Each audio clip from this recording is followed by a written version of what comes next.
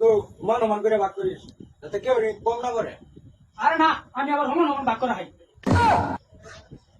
এটা তোর 100, এ আমার একটা, তোর দুধ যা,